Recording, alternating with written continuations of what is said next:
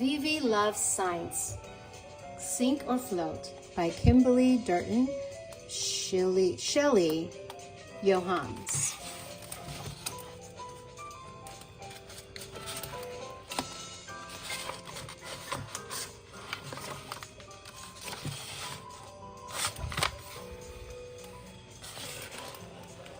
Vivi jumped out of bed.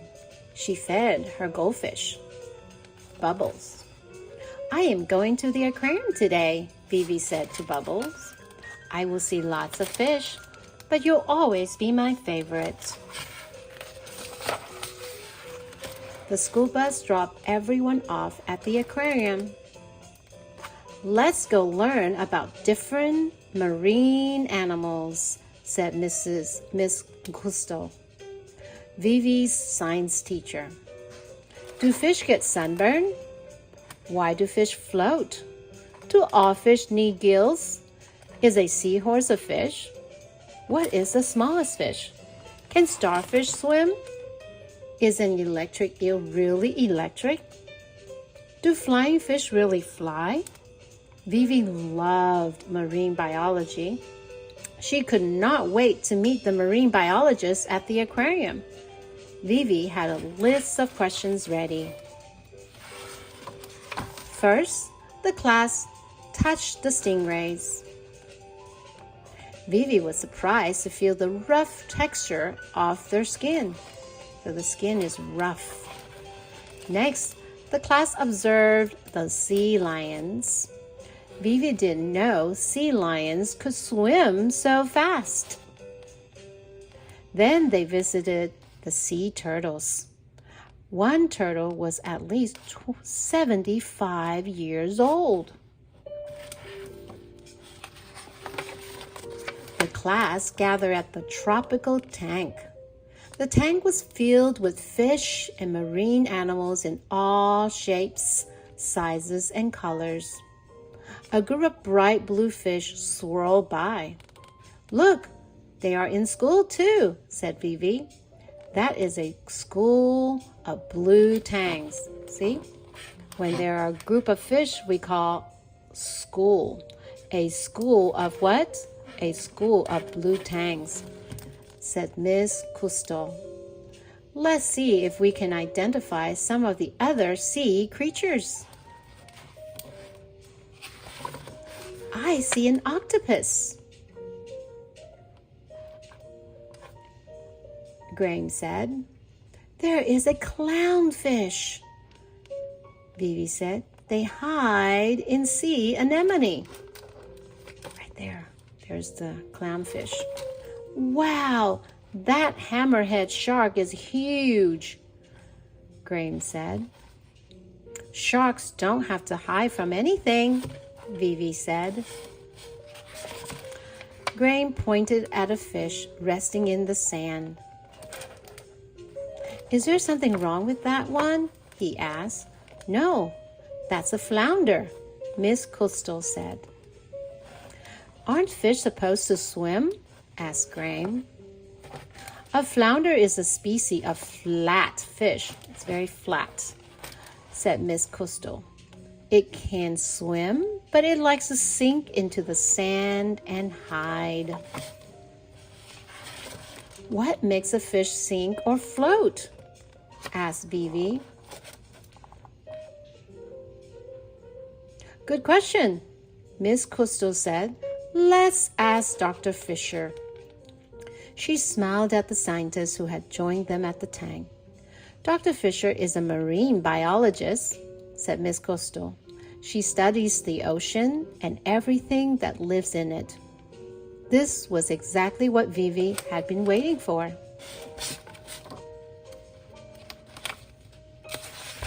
"Does anyone know why fish sink or float?" asked Dr. Fisher. "Is it because of their fins?" said Vivi. "Good guess," said Dr. Fisher. "But it's because of a special organ called a swim bladder." "What is that?" asked Mia. A swim bladder is an inflatable sac that fills with air. sort of like our lungs or a balloon. said Dr. Fisher. Let's go to the lab and make our own swim bladders so you can see how they work. Dr. Fisher smiled and led the way. This is going to be fun, Vivi said to Graham. Dr. Fisher drew a diagram on the whiteboard in her lab. Whether an object sinks or floats depends a lot on its density, she said. Do you mean how heavy it is? Vivi asked. Actually, density is both how heavy and how big an object is, said Dr. Fisher. So a brick would have a high density, said Vivi. And a beach ball has low density, said Graham. That's right, said Dr. Fisher. So a brick is heavy, it has high density. A beach ball, it's light, so it has low density.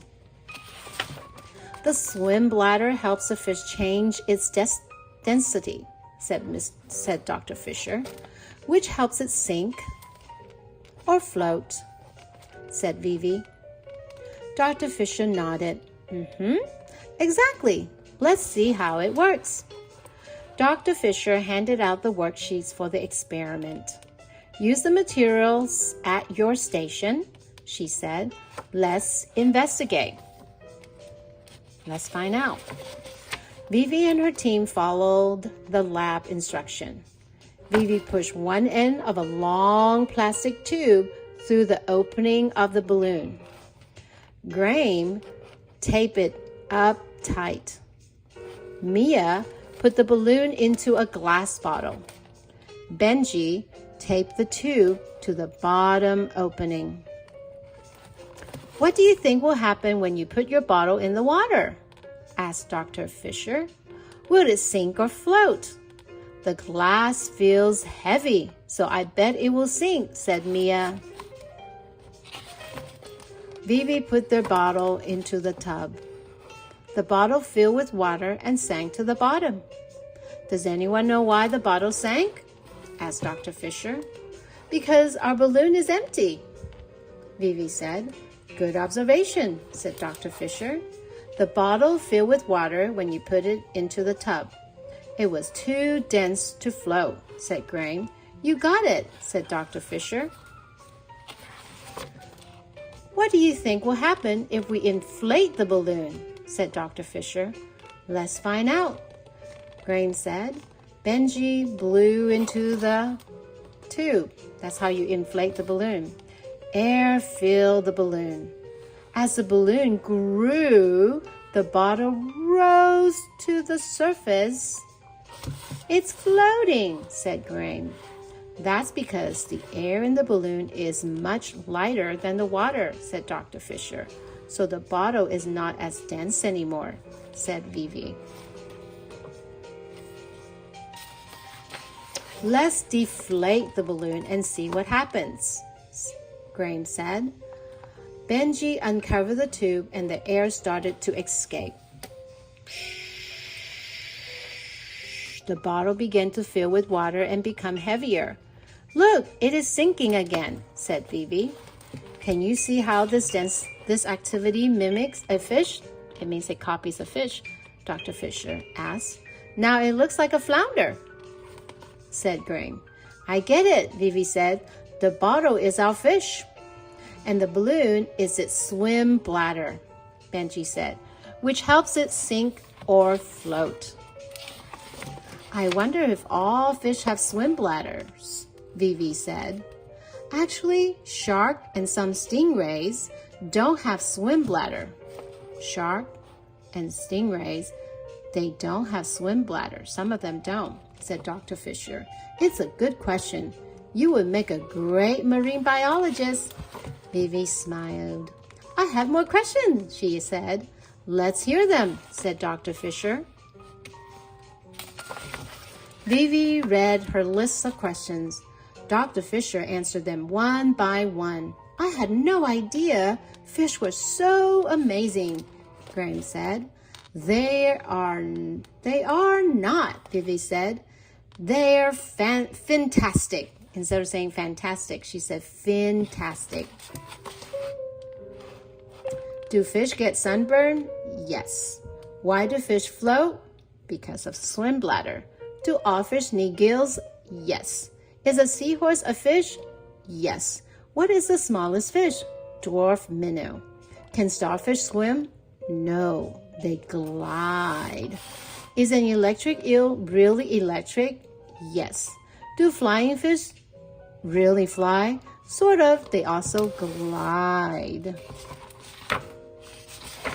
That night at home, Vivi observed bubbles swimming around the tank. Now I know why you can float, she said. Vivi loved science and marine biology, but she loved bubbles even more. The end. So at home, you can make your own swim bladder. Get a bottle, get a balloon, inflate the balloon, and deflate the balloon, and see what happens.